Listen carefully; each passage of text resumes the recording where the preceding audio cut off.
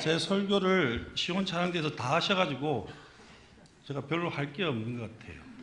그냥 새해 인사하고 내려가면 딱 맞는 것 같습니다. 제가 성광교회를 부임한 지 딱 내일이 1년입니다. 2023년 1월 8일에 저와 저 아내가 부임을 했는데 오늘이 1월 7일이네요. 1년이라는 시간이 참 다사다난하게 지나가게 되었습니다. 목회자가 사역을 감당할 수 있는 이유는 여기 계신 우리 성도님들처럼 그리고 우리 청년들처럼 하나님을 믿고 그리고 우리 교육자를 믿고 묵묵히 함께 사역과 사명을 감당해 주시는 분들이 있기 때문에 우리 교육자들이 목회를 감당할 수 있는 겁니다. 특히 저처럼 좀 투박하죠. 말투가 투박하고 행동이 좀 투박해도 아무 말 없이 믿고 따라주시는 우리 귀한 담임 목사님과 우리 당의 장로님들 그리고 권사님들 그리고 여러 집사님들이 그리고 우리 청년들이 있기에 여기까지 올 수 있었습니다. 비록 부족하지만 제가 우리 성광교회를 사역하는 그날까지 최선을 다해서 사역을 감당하겠노라는 결단을 새해를 맞으면서 여러분들에게 새해 인사를 전해드립니다. 새해 복 많이 받으시고 새해 하시는 일 다 형통하기를 소원합니다. 아멘. 올해는 제발 병원에 신방 갖는 일이 없도록 해주시기를 바랍니다. 아멘. 아멘. 예. 옆 사람과 인사를 해볼까요? 함께 해주셔서 감사합니다. 오늘도 함께 해주셔서 감사합니다. 예, 감사라는 단어를 들으면 이렇게 즐겁습니다. 오늘 식사가 참 맛있었죠.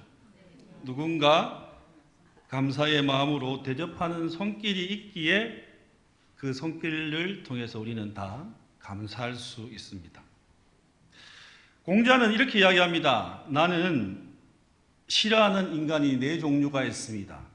공자 자신이 싫어하는 인간상을 4가지로 분류했습니다. 첫째는 타인의 실패를 기뻐하는 자. 두 번째는 윗사람을 헐뜯는 자. 곧 앞에서는 굽신거리고 있지만 뒤에서는 욕하는 자. 세 번째는 용기는 있으나 예의가 없는 자. 넷째로는 은혜를 원수로 갚는 자. 곧 감사할 줄 모르는 사람이랬죠. 이 네 부류의 사람들 중에서도 공자는요, 특히 감사할 줄 모르는 사람과는 상종하지 말라고 이야기합니다. 우리는 오늘 본문 말씀에서 한 사람을 주목해 볼 수 있습니다. 바로 하박국 선지자입니다. 우리는 오늘 하박국 선지자의 이 말씀을 통해서 오늘을 살아가고 있는 우리는 진정한 감사의 모습을 나타내고 있는지, 하박국 선지자의 이 말씀을 통해서 진정한 감사의 그 모습을 우리는 캐어낼 수 있고 발견해낼 수 있어야 합니다. 겉으로 보십시오. 오늘 본문 말씀을 보면 겉으로 보기에는 전혀 감사할 조건이 없다는 것을 우리는 알고 있습니다. 그럼에도 불구하고 하박국 선지자는 지금 무엇을 하고 있습니까? 하나님께 감사의 찬양과 감사의 기도를 올려드리고 있다는 것입니다.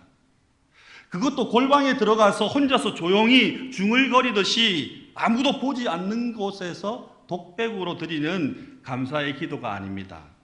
하박국 선지자는 본문 19절 말씀 그 끝부분에 나와 있는 것처럼 수금에 맞추어서 감격 가운데에 이 노래를 지금 부르고 있습니다. 지휘하는 사람의 지휘를 받아가면서 만백성이 보는 앞에서 큰 소리로 이 노래를, 이 감사의 기도를 드리고 있는 것입니다.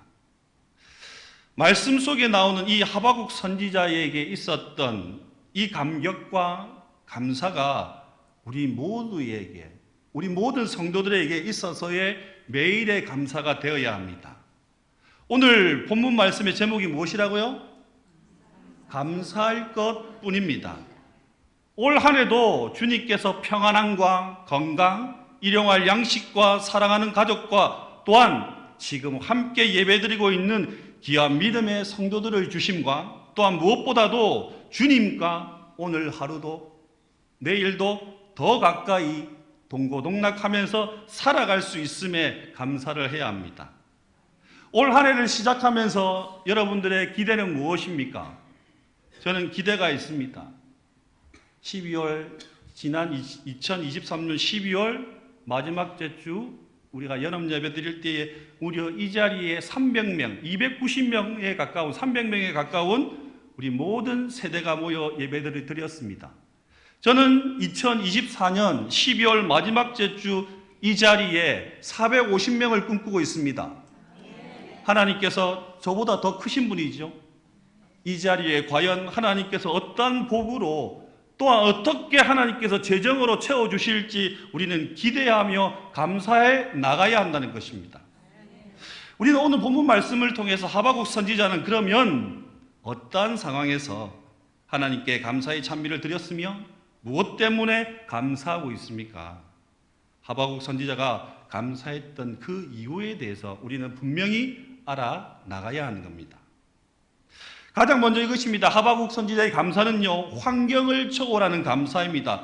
환경을 초월하는 것. 오늘 우리가 살아가고 있습니다.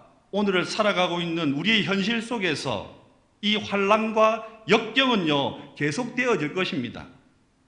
그 환경에 얽매이지 않는 것, 그리고 그 환경 속에서 감사의 조건들을 찾아내는 것이 바로 하바국 선지자에게 있었던 것입니다. 본문 16절 말씀을 볼까요? 내 창자가 흔들리고 내 입술이 떨리며 내 뼈가 썩어 들어가고 있는, 지금 하바국 선지자의 온몸이 전율하는 장면이 나오죠. 이것은요, 하바국 선지자에게 하나님께서 영감으로 보여주시는 모습인데, 안타까운 것은 이겁니다. 바로 자신의 민족인 이스라엘의 운명이 바벨론을 통해서 어떻게 짓밟히고 멸망당할 거라는 것을 지금 보여주고 있는 것입니다. 하바국 선지자가 활동하던 그 당시 서남아시아의 국제 정세는요, 남하하는 이 바벨론의 엄청난 군사력을 그 누구도 어느 나라도 견제할 수 없었고 막을 수가 없었습니다. 바벨론이라는 이 바벨론은요, 막강한 군사력을 동원해서 이 팔레스타인 지역, 그 모든 지역을 힘의 공백을 틈타서 밀고 내려오는 것을 지금 하바국 선지자는 보고 있는 것입니다. 침략하는 바벨론의 이 군대를 보고 또 말발굽 소리를 들으면서 자신의 민족인 이 이스라엘이 무너지고 찍히고 망하는 것을 지금 하바국 선지자가 눈으로 보고 있는 것입니다. 하나님께서는요, 하바국 선지자에게 자신의 민족인 이스라엘의 마지막 때를 보여주고 지금 느끼게 하고 계신 것입니다. 그런데 어처구니도 없게도 하바국 선지자는 도망가지 않습니다. 피하지 않습니다. 회피하지 않습니다. 하바국 선지자는요, 그 자리에서 지금 하나님께 찬양하고 있다는 것입니다. 환경이 좋아지면 목사님 하겠습니다. 환경이 좋아지면 목사님 사역하겠습니다. 일이 잘 풀리면 목사님 하겠습니다. 이것이 잘 되면 저도 감당하겠습니다. 이것만 시험 합격하면 목사님 하겠습니다. 환경이 좋아지고 일이 잘 풀리면 누구든지 감사할 수 있겠죠. 그런데 하바국 선지자는요, 환난과 그 어려움과 시련을 당하는 가운데서도 지금 내게 있는 조건과 내게 있는 것으로 하나님께 찬양하고 감사하고 있는 것입니다. 오히려 닥치는 시련이 이스라엘 민족 스스로의 죗값이라고 생각했습니다. 그래서 이런 환난과 시련 속에서도 하바국 선지자는 하나님은 우리를 사랑하시며 환난 속에서도 건져 주실 것이라는 확고한 믿음의 확신이 있었던 것입니다. 신실하신 하나님이, 선하신 하나님이 자신의 민족을 섭리하신다는 것을 지금 보고 있기 때문에 환난 가운데서도, 그 환난 속에서도 감사할 수 있었던 것입니다. 함께 예배드림이 너무도 즐겁고 행복한 우리 성도 여러분, 그리고 청년 여러분, 하나님의 그 사랑하심과 구원의 섭리를 깨달으시기 바랍니다. 그리고 환난과 역경 속에서도, 또한 절망과 불평 속에서도 절대 공허하지 마시기 바랍니다. 그 공허함이, 그 불평이 감사의 조건으로, 감사의 마음으로, 감사의 행동으로 변하시기를 소원합니다. 어려운 환경과 갖가지 시련 속에서도 자포자기하듯 의미 없이 불평한다고 해서요, 그 상황이 더 좋아지거나 변하는 것은 단 한 가지도 없다는 것. 우리의 믿음의 자세를요, 어떠한 상황과 환경 가운데서도 소망을 주시는 그 하나님께 감사의 기도의 조건으로 변하는 것입니다. 시편 50편 14절에서 15절 말씀을 우리가 다 함께 읽을까요? 시편 50편 14절에서 15절 말씀입니다. 감사로 하나님께 제사를 드리며 지존하신 이에게 내 소원을 갚으며 환난 날에 나를 부르라. 내가 너를 건지리니 내가 나를 영화롭게 하리로다. 아멘. 환난 날에 하나님 앞에 나아가 감사하면, 예배하면, 찬양하면, 기도하면 하나님이 그 모든 조건들을 변화시켜 주신다는 것입니다. 어떠한 상황 속에서도 감사함으로 하나님 앞에 기도하시기를 부탁을 드립니다. 아무리 환경이 어려워도 하나님께 감사하심으로 이러한 믿음의 성도들에게 주시는 그 귀한 축복을 올 한 해 마음껏 받아 누리시기를 소원합니다. 한국이 낳은 대표적으로 존경할 수 있는 그리스도인을 꼽으라면 손양원 목사님을 꼽을 수 있습니다. 한평생 한센병 환자들, 문둥병이라고 이야기하죠. 한센병 환자들을 위해서 사셨습니다. 그 일제시대에 힘든 옥고를 치르시고 8.15 광복을 맞으면서 손양원 목사님은 자유의 몸이 되셨습니다. 그런데 여순 반란 사건 때인 1948년 10월 27일에 목사님의 두 아들인 동인과 동신이 동시에 공산주의자가 쏜 총에 맞아 두 아들을 모두 잃고 말았습니다. 손양원 목사님은 애양원에서 부흥회를 인도하는 중에도요, 이 소식을 들으시고도 의연하게 끝까지 예배의 자리를, 부흥의 자리를 지키시고 인도하셨습니다. 그리고 두 아들 장례식을 치를 때에 많은 사람들이 모였습니다. 목사님은 오신 분들을 향해 마지막 인사를 이렇게 하셨습니다. 제가 이 시간 무슨 답사를 하고 무슨 인사를 하겠습니까마는 하나님 앞에 내 감사하는 마음이 있어서 몇 말씀 드립니다. 첫째로 나같이 허물 많은 사람의 혈통 중에 순교자 자식이 나왔다는 사실을 감사합니다. 둘째는 수많은 성도 중에서 하필이면 고배들을 하잘것없는 우리 집에 주신 것을 감사합니다. 셋째는 삼남 삼녀 중 가장 늠름하고 아름답고 잘난 장남과 차남을 하나님 앞으로 바치게 된 것을 감사합니다. 넷째는 하나들 순교하기도 어려운데 두 아들이 순교하게 되었으니 감사합니다.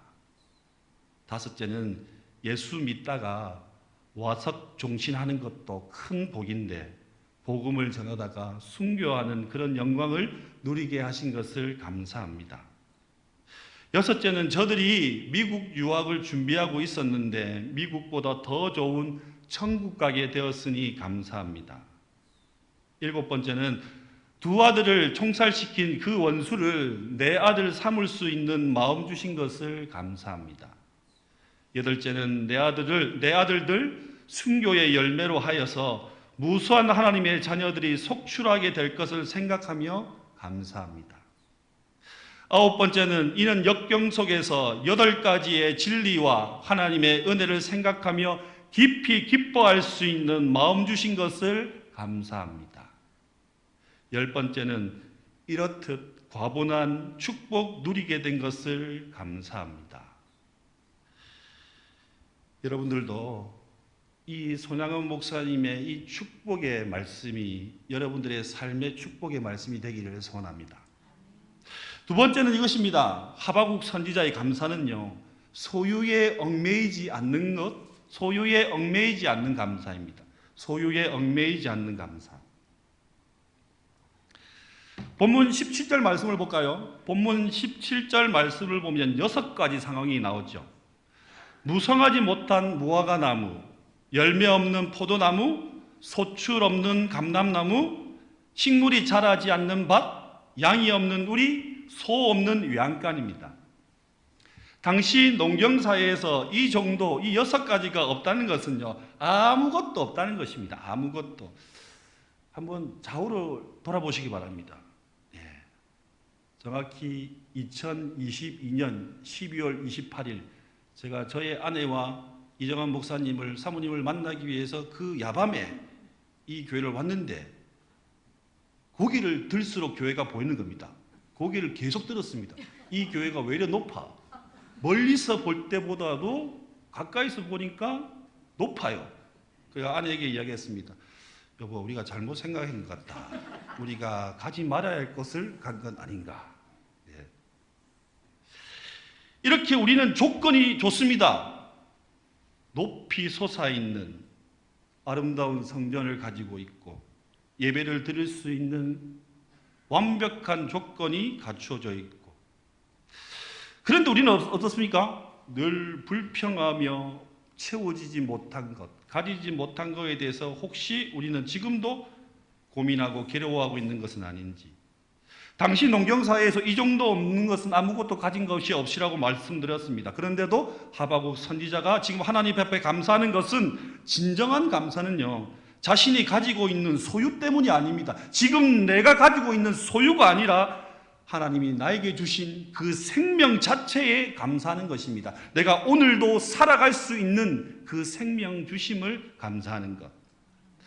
누가복음 12장 16절에서 21절 말씀에 보면 밭에 소출이 풍성한 부자 이야기가 나오죠. 부자는 곡식을 쌓아둘 곳이 없어서 곡식이 너무 많지요. 너무 곡식이 많아서 고민합니다. 그래서 지금 자신이 가지고 있는 그 곡간을 어떻게 해요? 더 크게 지려고 하죠. 그래서 모든 곡식과 물건을 쌓아둠을 통해서 어떻게 해요? 자자손손 걱정 없이 평안히 먹고 마시고 즐기자고 교만을 부렸습니다. 그러나 누가복음 12장 20절 말씀입니다. 하나님께서 이렇게 한 말씀하십니다. 함께 읽습니다.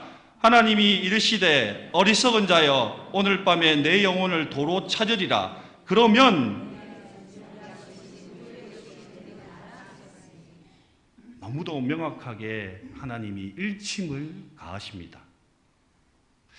우리 성도들에게는요, 소유가, 물질이 중요한 것이 아니라 지금 내가 살아가고 있다는 이 생명이 중요한 것입니다. 말할 수 있고 움직일 수 있고 예배 드릴 수 있고 걸을 수 있고 무언가를 마음껏 먹을 수 있는 이 생명이 귀한 것을 느끼셔야 합니다. 거기에 감사가 있는 것입니다. 하박국 선지자는 세상 사람들이 이야기하는 소유는요, 아무것도 가지지 못했습니다. 그러나 생명 주신 하나님께 지금 감사하고 있는 것입니다. 어느 사회심리학자가 조사한 통계에 의하면 하루하루 살아가는 사회활동을 하잖아요. 우리가 사회활동을 하면서 60년 전에는요, 72가지만 있으면 살아갈 수 있었다고 합니다. 풍족하게. 그런데 그 72가지 중에서 18가지만 있어도 인간이 살아가는 데 전혀 문제가 없었다고 합니다. 60년 전에. 그런데 오늘이죠. 현대를 살아가는 우리는요, 무려 500가지 이상을 가지고 있다고 합니다. 그런데 그 500가지 중에서도 꼭 필요한, 인간들이 살아갈 때에 아무 문제 없이 살아갈 수 있는 조건 50가지밖에 되지 않는다고 합니다. 그 400~500가지 넘는 것을 가지고 있음에도 불구하고 우리는 오늘 어떻게 살아갑니까? 더 가지지 못한 것에 대한 결핍증을 갖고 오늘을 살아가죠. 이처럼 인간의 욕망은 끝이 없다는 것입니다. 나는 지금도 늘 감사하고 있다. 일용할 양식이 있고 가족이 있고 이웃이 있고 더 나아가서는 앞으로 천국에 갈 수 있는 소망이 있어서 감사한다라는 어느 경건주의자의 고백을 기억하시기 바랍니다. 우리는 유태영 박사님을 잘 알고 있습니다. 이스라엘에서 박사학위를 받고 동양인 최초로 이스라엘의 국립대학 교수까지 지낸 이스라엘 전문가 유태영 박사님의 그 고등학교와 대학교 다닐 때의 이야기입니다. 시골에서 무작정 상경한 유태영 박사님은 구두 닦기로부터 시작해서 신문 배달, 실장사 등을 하면서 야간에 고등학교와 대학을 공부하셨다고 합니다. 거의 굶다시피 하면서 공부하셨던 박사님은 어느 날 너무 먹을 것이 없고 가진 것이 없어서 쓰레기통에 밥 덩어리를 발견하고는요, 그것을 주워 먹기까지 하셨다고 합니다. 그 형편 가운데서도 박사님은 유학 갈 꿈을, 비전을 가지셨습니다. 주님께서 도와주시면 그 꿈이 이루어질 것이라는 확실한 믿음을 가지고 계속적으로 기도하셨죠. 어떻게 보면 너무도 황당하기 짝이 없죠. 저는 것은 꿈이 아니죠. 망상이 될 수 있고 우리가 이렇게 하죠. 개꿈이 될 수 있을 것입니다. 하지만 박사님은 그 꿈을 현실로, 그 비전을 현실로 이루셨습니다. 유태영 박사님은 그때의 일기 내용을 소개하면서 이렇게 이야기합니다. 쓰레기통에서 밥을 주워 먹으면서도 주님께 감사하는 글로 채워져 있다는 것입니다. 자신의 신세를 한탄하면서 세상을 원망할 법도 한데 유태영 박사님은 주님께서 도와주시리라는 확실한 믿음을 갖고 미래에 대한 비전과 꿈을 하나님께서 키워주셨다는 것입니다. 결국 유태영 박사님은 덴마크와 이스라엘까지 가서 그 나라 국비 장학생으로 공부하셨습니다. 그래서 머슴의 아들로 태어난 그가 대학 교수가 되는 영예를 누리게 되었던 것입니다. 유태영 박사님 스스로가 말하듯이 신앙의 힘이 아니었으면, 하나님이 주신 비전이 아니었으면, 내가 하나님께 감사하는 마음이 없었다면 도저히 이루어낼 수 없는 꿈이었습니다. 유태영 박사님은 일찌감치 감사를 통한 믿음의 진리를 터득해서 주님의 뜻대로 감사의 삶을 하루하루 뚜벅뚜벅 살아가신 분입니다. 머슴의 아들이라는 악조건을 극복할 수 있었고 그 어려운 환경 속에서도 감사하는 생활을 함으로써 하나님께서 자신에게 주셨던 그 모든 소원과 비전을 이룰 수 있었다고 이야기합니다. 이런 말이 있습니다. 다 함께 기억하면 좋겠습니다. 생각하라. 그리고 감사하라. 세 번째 말씀입니다. 세 번째로 우리가 감사의 조건은요, 우리는 내가 한국 사람임을 감사해야 합니다. 아멘이 안 되시나요? 다시 할게요. 우리는 내가 한국 사람임을 감사해야 합니다. 예. 청년들은 조금 아멘이 약하네요, 보니까. 예. 하박국 선지자는 자신이 유대인이라는 그 자체에 대한 자부심과 긍지로 살아간 사람이었습니다. 그렇다면 우리는 내가 한국 사람임을 감사해야 합니다. 오늘날 많은 한국 사람들이, 그리고 특별히 젊은 사람들이 한국인으로 태어난 것에 대해서 감사하지 못한다는 부정적인 지표가 갈수록 늘어나고 있죠.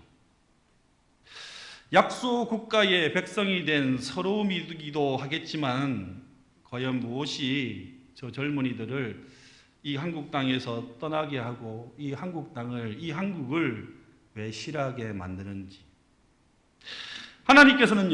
그러나 하나님께서는요, 우리 민족을 선택하셨습니다.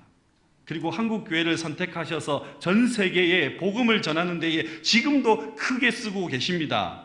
한국 땅 곳곳에 무려 6만 교회에 가까운 교회를 세우셨고 또 이 땅 가운데에 엄청난 수의 하나님의 백성들을 하나님께서 세우셨습니다. 그리고 하나님께서는 보릿고개뿐만 아니라 하루하루 먹기도 살기 힘들었던 이 한국 땅에 차고 넘치는 풍성한 물질 또한 허락하셨습니다. 경제 10위권 안에 들고 군사력이 무려 6위 안에 드는 대한민국 땅으로 변화시켜 주셨습니다. 한국교회를 통해 또한 수없이 많은 선교사를 파송할 수 있는 은혜를 주셨습니다. 전 세계의 선교사님을 파송하는 2위 나라가 바로 대한민국입니다. 우리는 분단 국가로서는 최초로요 88 서울올림픽과 2002 월드컵, 또 2012 서울 해관보 정상회의, 그리고 2018 평창 동계올림픽 등 국제적인 큰 행사들을 아주 훌륭하게 치루어냄으로써 세계적인 명성을 얻게 된 나라입니다. K-팝, K-푸드, K-드라마, 이제 K가 들어가면 말이 안 될 정도로 전 세계에 한국 열풍이 불고 있습니다. 우리는 이처럼 이제 한국인이라는 것을 우리는 떳떳하게 여기며 이야기할 수 있어야 합니다. 자신의 민족 공동체에 대한 그 열등의식을 느끼거나 자기 민족 문화에 대해서 수치심을 느끼는 사람은요, 어떤 경우에도 담대하게 당당하게 오늘을 살아갈 수 없는 민족입니다. 그 인격과 삶은요 소극적이고 부정적이게 되고 위선과 거짓으로밖에 살아갈 수 없는 존재일 것입니다. 또한 그러한 국민으로 형성된 나라는요 역사 속에서 빛을 발하지 못하고 멸망하거나 후진적인 삶을 살아가고 있다는 것을 우리는 오늘을 살아가면서 그것을 보고 있는 것입니다. 이것이 역사가 보여주는 교훈입니다. 도산 안창호 선생님은 이렇게 이야기하셨습니다. 나는 밥을 먹어도 대한의 독립을 위하여, 잠을 자도 대한의 독립을 위하여 해왔다. 이것은 내 목숨이 없어질 때까지 변함이 없을 것이다. 개인은 제 민족을 위해서 일함으로 인리와 하늘에 대한 의무를 수행하라. 성광교회를 섬기고 있는 귀한 믿음의 성도 여러분, 그리고 청년 여러분, 어떠한 삶 속에서도 우리가 한국 사람임을, 이 한국인이라는 긍지와 자부심을 가지면서 살아가시기를 바랍니다. 예. 벌써 마지막입니다. 네, 마지막은 내가 성광교회 성도임을 감사하시기 바랍니다. 그 정도 아멘으로 안 되겠는데 다시 할게요. 다시 합니다. 마지막으로 내가 성광교회 성도임을 감사하시기 바랍니다. 예, 다른 어떤 교회도 아닌 내가 성광교회 성도임을 우리는 감사해야 합니다. 우리 모두는 이 성광교회 안에서 한 가족 공동체가 된 것에 대해서 감사해야 합니다.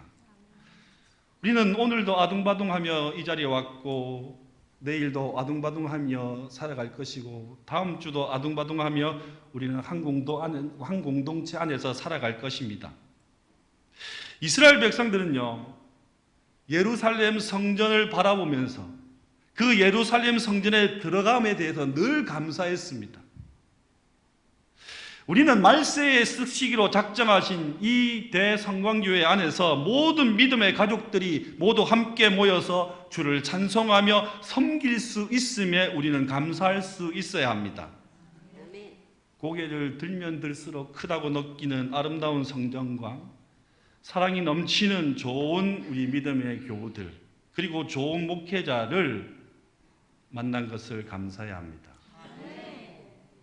제 괜찮지 않나요? 오늘 설교한다고 아침부터 좀 힘을 줬구만. 네.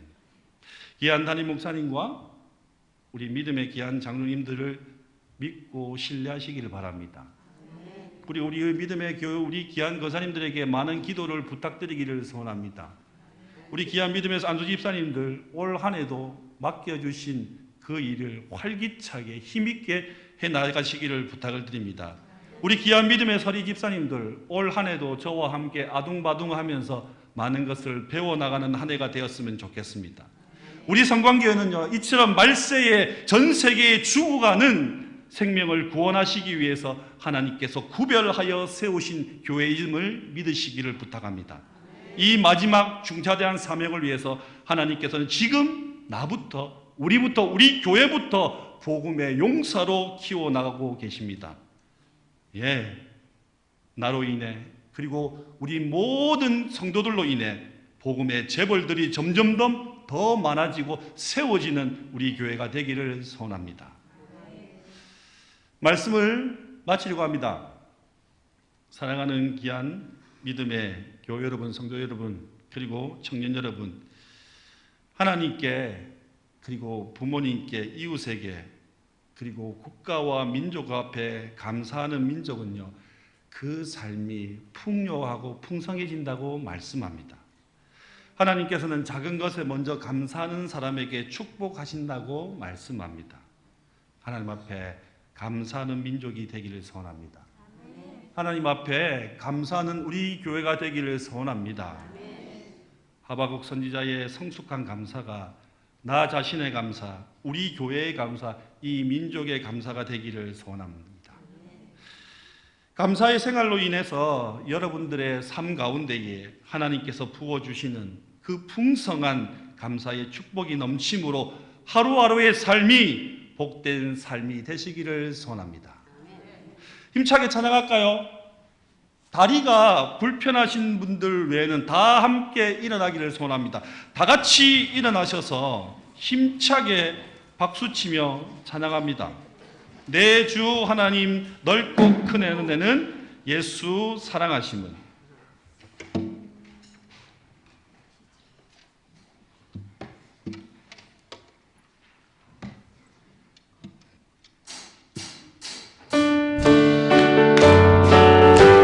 힘차게 박수치며 찬양합니다. 내 주 하나님, 내 주 하나님 넓고 큰 은혜는 저 큰 바다보다 깊다. 넓고 밧줄을 끌어 깊은 데로 한가운데 가보라. 언덕을 떠나서 창파에 뱉기고 내 주 예수 은혜의 바다로 내 맘껏 내 주 하나님, 내 주 하나님 넓고 큰 은혜는 저 큰 바다보다 깊다. 넓고 밧줄을 끌어 깊은 데로 저 한가운데 가보라. 언덕을 떠나서 창파에 뱉기워 내 주 예수 은혜의 바다로 믿음으로 고백합니다. 내 주 하나님, 내 주 하나님 넓고 큰 은혜는 저 큰 바다보다 깊다. 넓고 밧줄을 끌어 깊은 데로 저 한가운데 가보라. 언덕을 떠나서 창파에 뱉기워 내 주 예수 은혜의 바다로 내 맘껏 차고 가거라. 차고 가거라. 이제 곧 가거라. 저 큰 은혜 바다 향해 차고 내 몸을 저 깊은 데로 따라 망망한 바다로. 언덕을 떠나서 창파에 뱉기워 내 주 예수 은혜의 바다로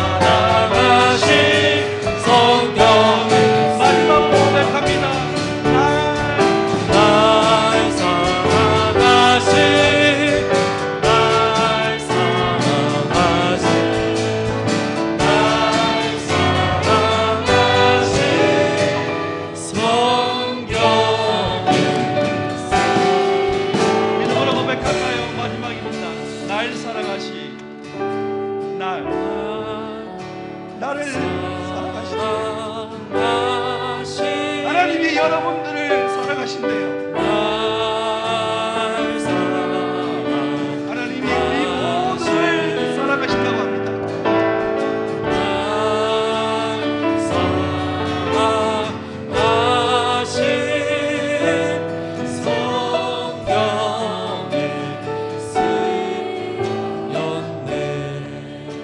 사랑과 은혜가 풍성하신 하나님 아버지, 나를 사랑하시고 우리를 사랑하신다고 고백하신 하나님께서 나 여호와를 믿고 저 5대양 6대주로 나아가라고 말씀합니다. 하나님, 날 사랑하시고 우리를 사랑하시고 우리 성광교회를 사랑하시는 그 하나님의 말씀을 붙들고 올 한해도 5대양 6주를 전 세계 민족을 바라보며 그리고 이 영도를 바라보며 이 한국 땅과 북한 땅을 바라보며 나에게 우리에게 허락하신 그 사명을 감당하게 하여 주옵소서. 하나님의 기적이 상식이 되는 교회가 되게 하여 주옵소서. 기도의 응답이 넘치는 교회가 되게 하여 주옵소서. 청년들의 일자리가 넘치게 해주시고 건강이 회복되고 물질의 회복이 있는 교회, 하나님, 아픔이 있거나 힘들고 낙심하는 가정에 그 복음을 통해서 하나님 회복되는 역사가 있게 하여 주옵소서. 우리의 다음 세대가 너무도 행복해지기를 소원합니다. 그 다음 세대의 행복한 모습을 통해서 올 한해 우리의 믿음의 가정들이 하나님 더욱더 부유한 믿음의 가정들이 되게 하여 주옵소서. 아무 말 없이 올 한해도 우리 교육자들과 함께 묵묵히 한 걸음 한 걸음 뚝벅뚝벅 걸어갈 수 있는 믿음의 동행을 하게 하여 주옵소서. 최선을 다해서 부족하지만 하나님과 예수님과 성령 하나님을 바라보면서 많은 기도와 협력 가운데에 올 한해를 살아갈 수 있게 하여 주시옵소서. 감사가 넘치기를 소원합니다. 올 한해 하나님께서 부어주실 그 은혜를 미리 감사하며 예수 그리스도 이름으로 기도드리옵나이다.